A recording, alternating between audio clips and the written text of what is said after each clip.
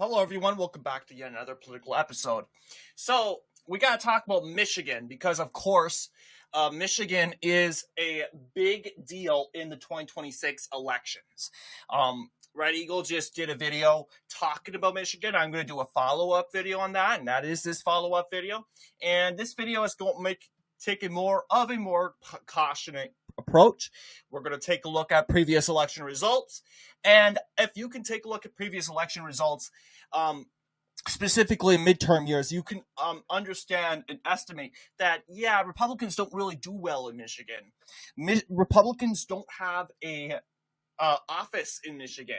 Like, let's just see here.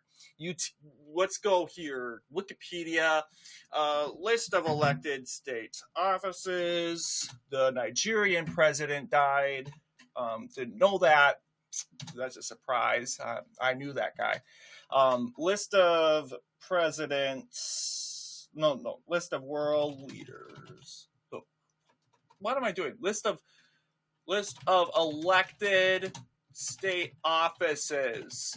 And now it's going to pick up, and I'm like, okay, list of U.S. elected state offices. You'll see, you'll see this page tells us how many positions, like in Arizona, there's a lot, obviously. And you'll see divided up between Republican. Democrats have the more powerful positions. Republicans have the lower positions, specifically in Arizona. Michigan, though, you'll see Republicans have nothing. And why is that? Because all these are, of course, being taken during midterm elections.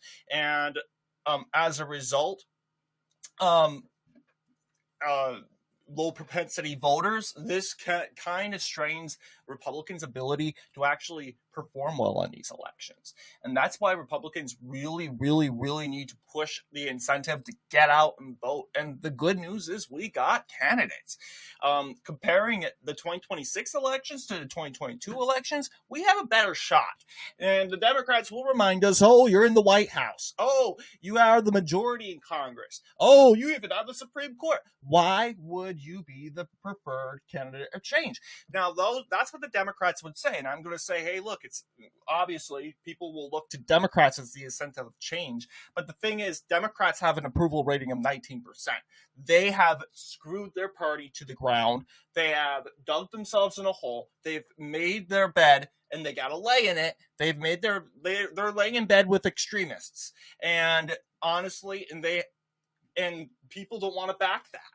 So honestly, sure, not everyone enjoys the Trump administration, but most people will say we would rather back a common sense Republican, even though I think this administration is common sense. I mean, if deporting illegal aliens is common sense because they're not above the law, but whatever they will, most voters will agree.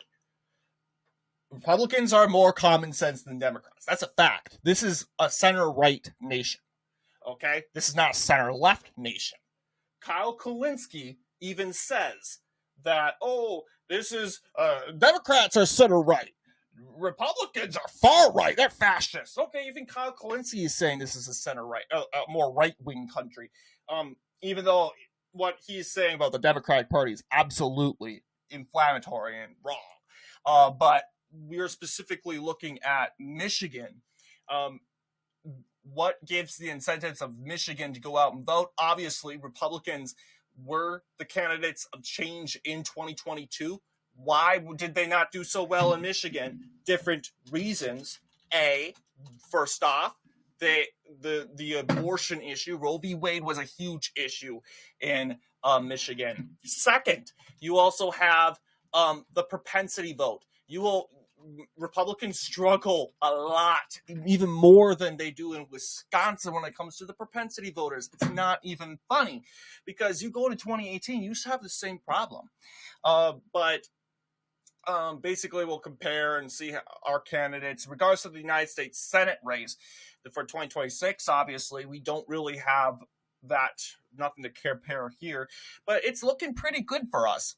Despite us not being more favorable for Democrats, and it's expected to. But we have Mike Rogers running again, and we remember Mike Rogers. He ran a very successful and legitimate campaign in 2024, where honestly he almost won just by 0 point some percentage. But here's the deal, though. When it comes to, let's just say, the presidential race, half of what made Mike Duggan's campaign successful was the Trump vote, okay? The Trump voters were out. The Trump voters came out and voted, and they supported Mike Rogers just because.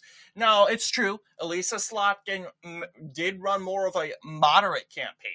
Therefore, maybe she could have grabbed some Trump supporters, like some Trump supporters backed the Gilchrist campaign in 2018 and 2022. That's a possibility.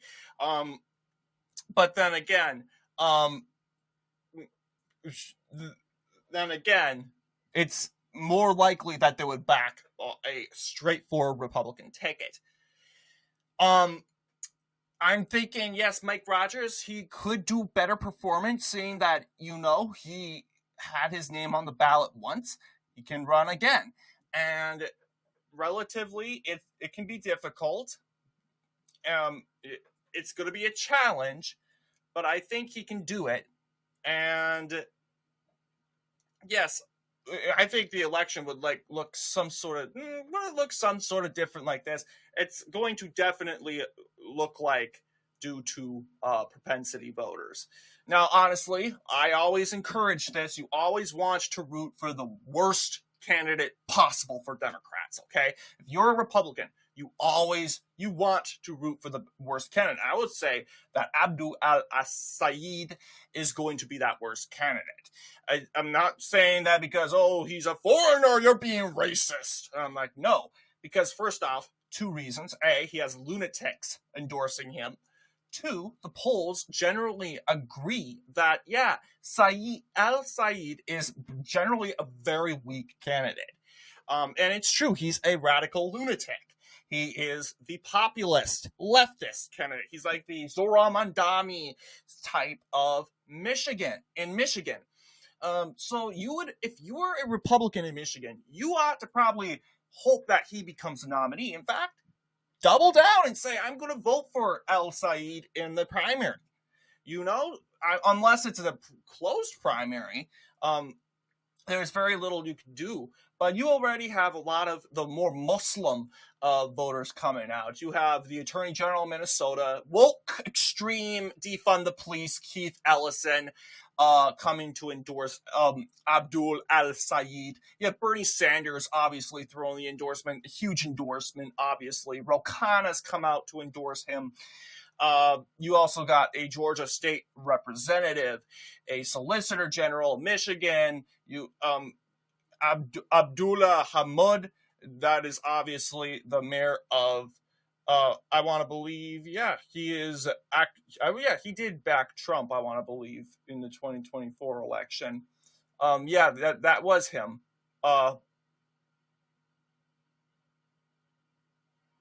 But he has turned around and says he's going to back Abdul al-Sayed for that nomination. I'm just saying, you want those Democrats to rally against him. It's better chance that could win the nomination due to those Arab Muslim votes in Dearborn and in Wayne County. And I think it's a possibility. Obviously, though, you got to be weary, though. Haley Stevens is the establishment candidate.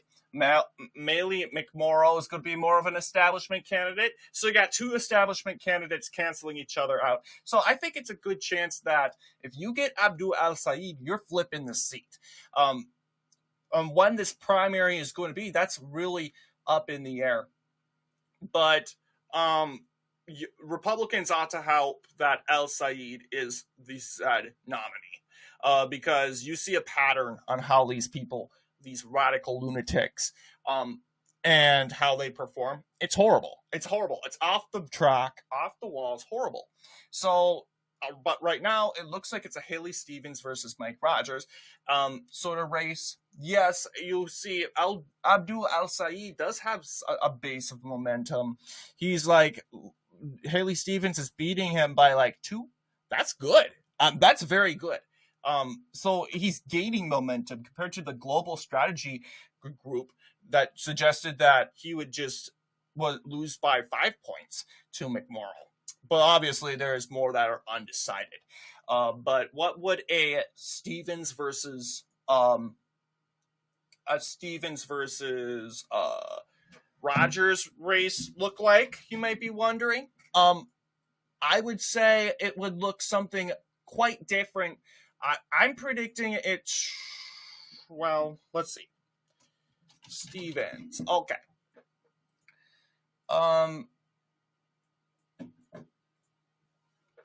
Like, taking a look at this poll here, you'll see by average that then again we can actually go to Real Clear Politics to see if they do have a poll or something like that. Michigan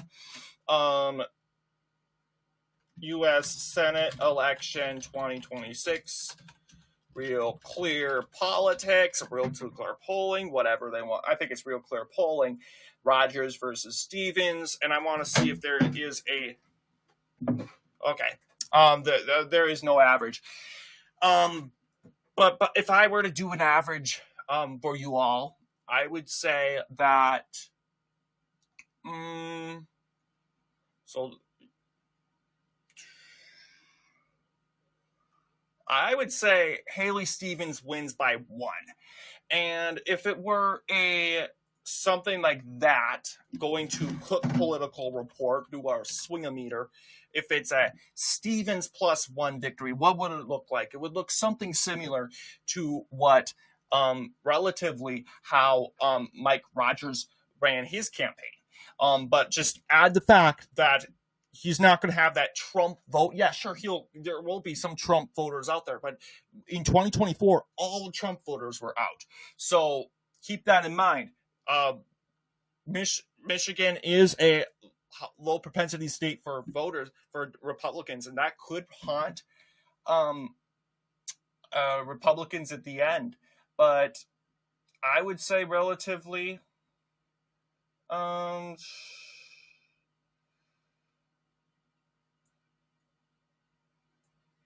let's see, giving the black support going down a little bit. Hispanic, we can lead that. Asian. Well, okay, it looks something similar to like this.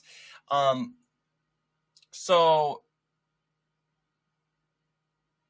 or you could go ahead and say that going to like, go all the way down here. Yeah, the shifts here. I don't have a county map, but you could say that. I don't think Mecklenburg. Well, you could have Mecklenburg go that direction. It really does depend on the propensity. But obviously, let's go ahead and give Mecklenburg. So it will look very similar to a Biden 2020 win, seeing that we are literally giving Mecklenburg County back.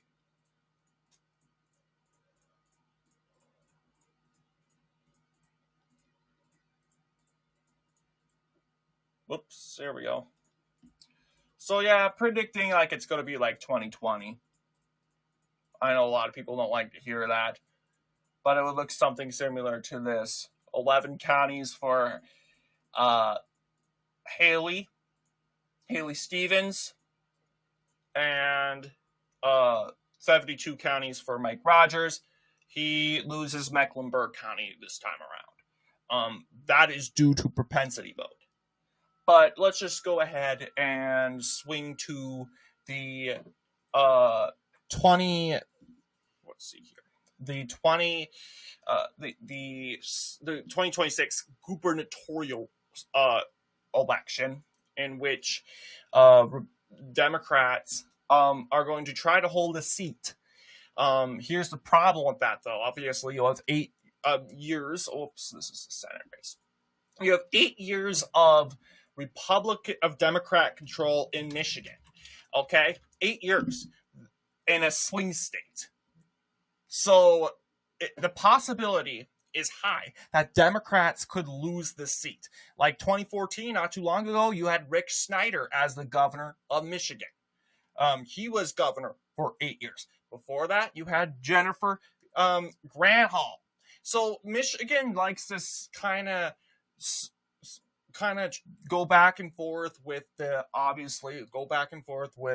governors. So it's very possible that you got a good Democrat, you got a good Republican, John James, very possible that he is going to win. And just with Mike Duggan in this race, mayor of Detroit, it could be enough just to take out Secretary Benson altogether. Obviously, there are some polls that, let's see. Yeah, you have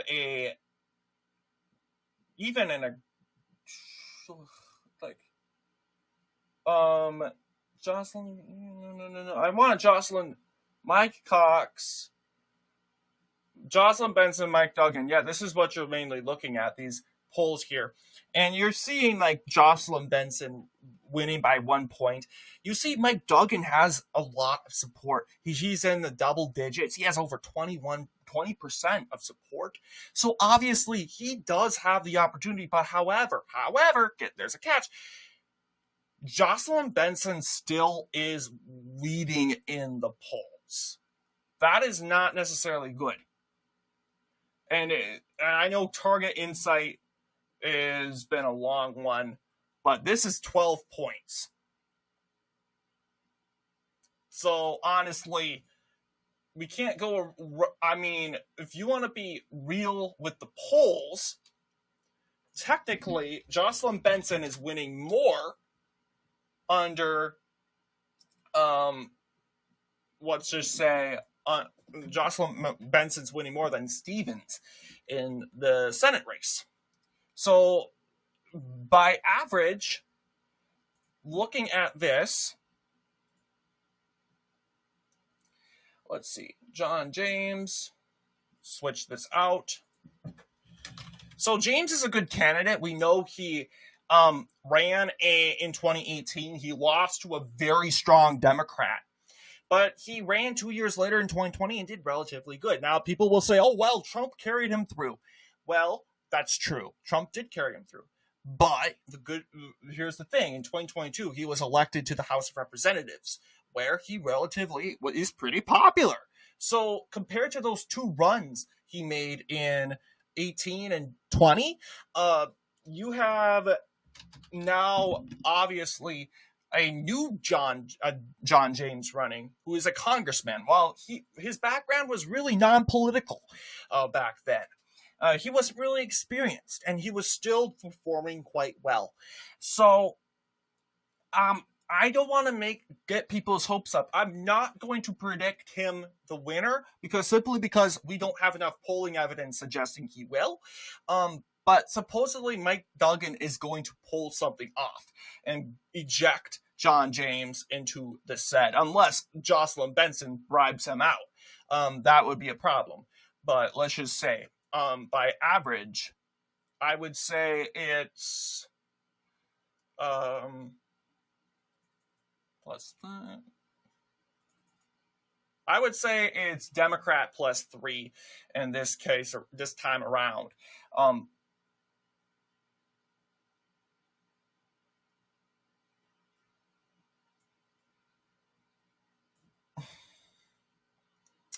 Whoops.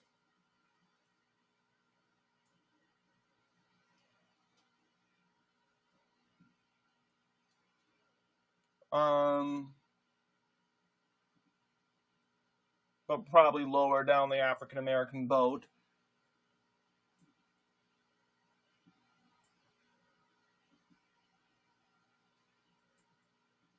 Hispanic vote. Yeah, I do think if you compare Jocelyn Benson's last couple runs you can clearly see that, yeah, she ran in 2010. We don't want to count 2010. Yeah, she clearly won the county that the Cook Political Report would say, if this were right, Eaton County, which is a Trump county, but it's not the biggest Trump county. We do know Ingham County is a college county for those young college students. They tend to go there. And yes, Eaton went for Benson. But Benson relatively won this time around, mainly because of low propensity. And by the fact that, yes, abortion. There was more Democrat turnout after all, because there was an abortion ballot measure on the ballot. Also, keep in mind, there was also a ballot measure. But obviously, Benson performed better in 2022 than in 2018. That's something to remember. So we can't go around saying that, oh, Jocelyn Benson, she's weak, blah, blah, blah, blah, blah, blah, blah, blah. Maybe she's lost some jazz in her most recent in her career, but she is a strong candidate. You cannot say she's not. We cannot downplay this. Obviously, the swing by county is brutal. Probably because of the devastation, but not to mention Christina Carremo is just a bad candidate altogether. And she was a part of the chair of the Michigan Republican Party, and obviously she performed very badly.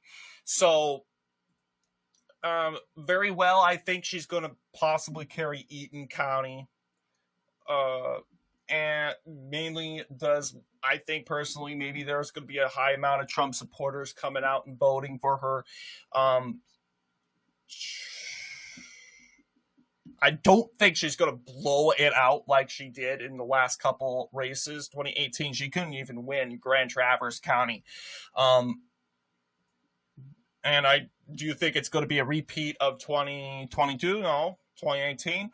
I don't think so. But it could look something sort of like this. This is sort of what I'm looking at. So you also got 2022, just overall Democrat landslide because of Gretchen Whitmer's popularity. And just the Michigan does this where they switch off and on. They switch to different candidates every once in a while. They do this, and they've been going off the back and forth trend for quite a while. So, like, list of Michigan governors. We can call this the Michigan curse if this is true. But you do have, like, okay, yeah, so my theory is correct. It's since 1982, or let's just say technically it's William.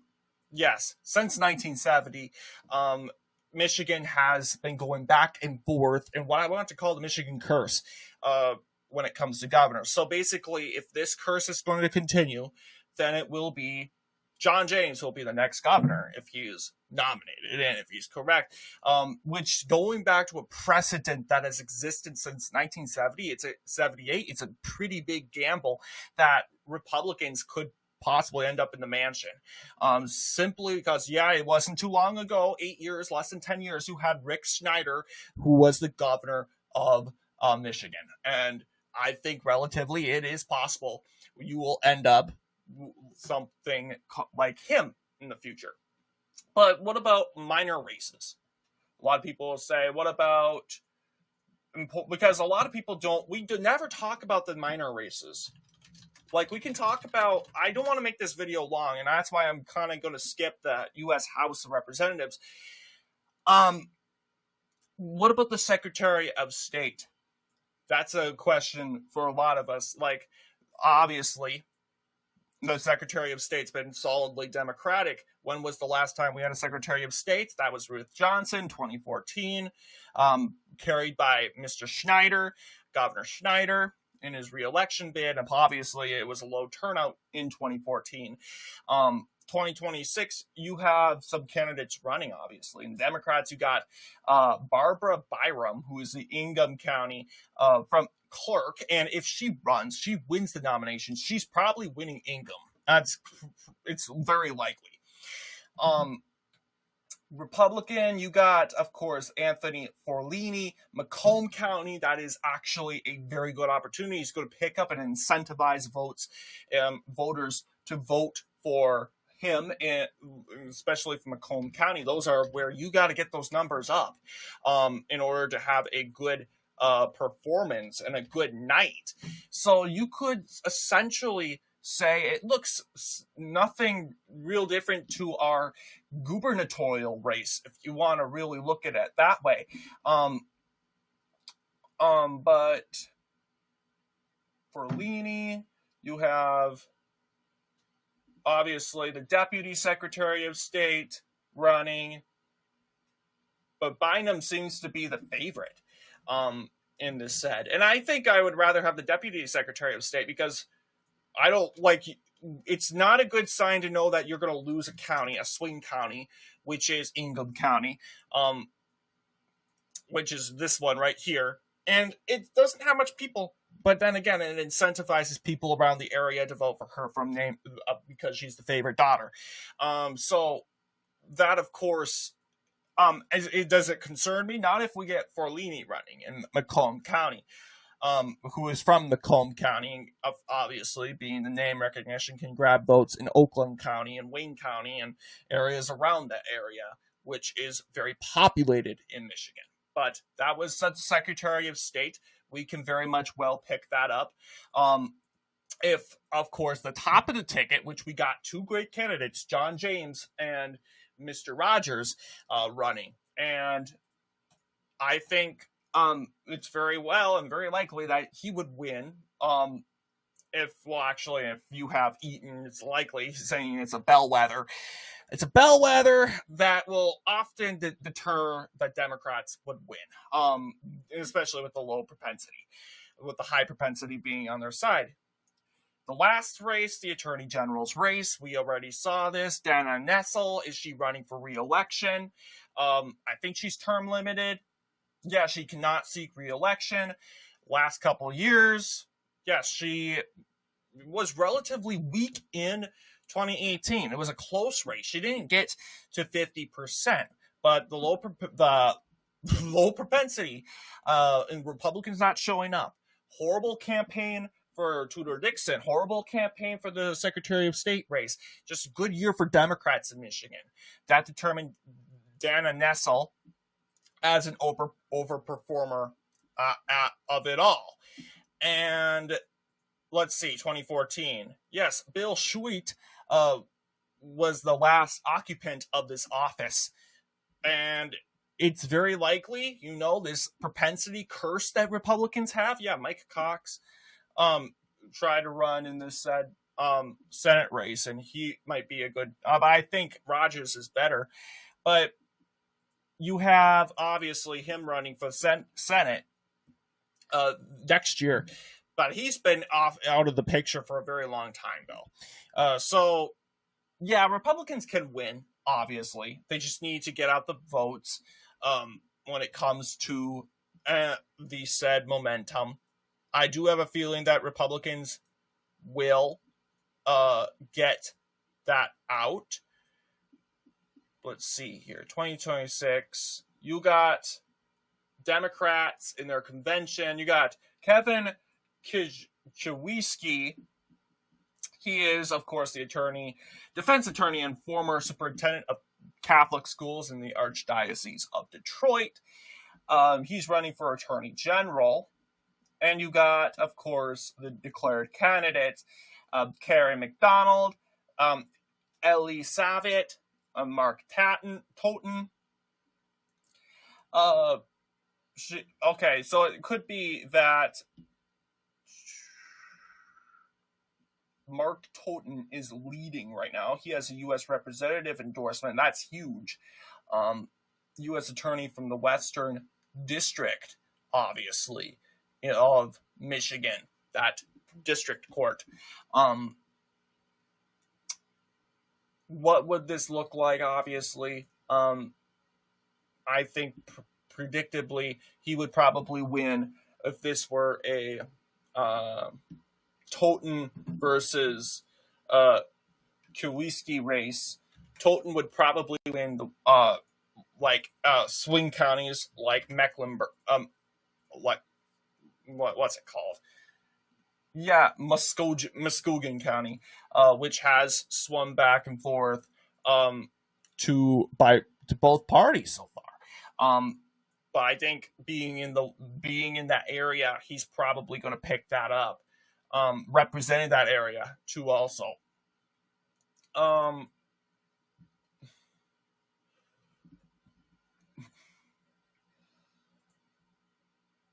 whoops.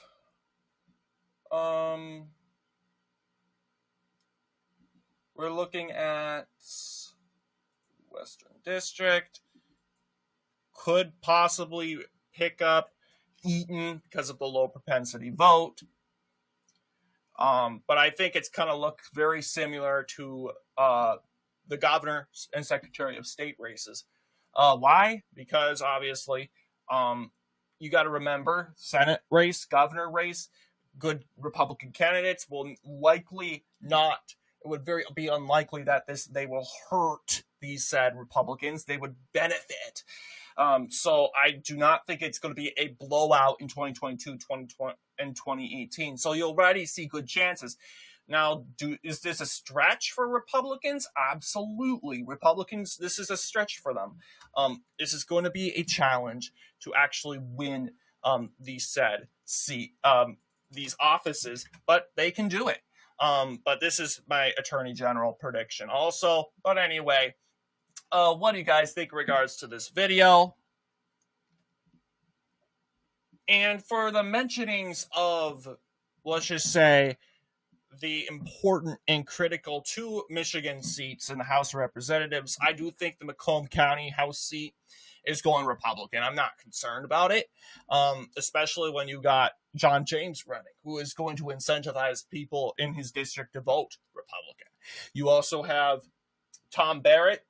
He's could possibly win re-election. He comes from a county, Ingham County, which if he will incentivize Ingham County residents to vote for him, it's pretty likely that he's probably going to win that district. But who knows? But anyway, what do you guys think in regards to this video? Let me know down below. And as always, I'll see you all in the next political episode.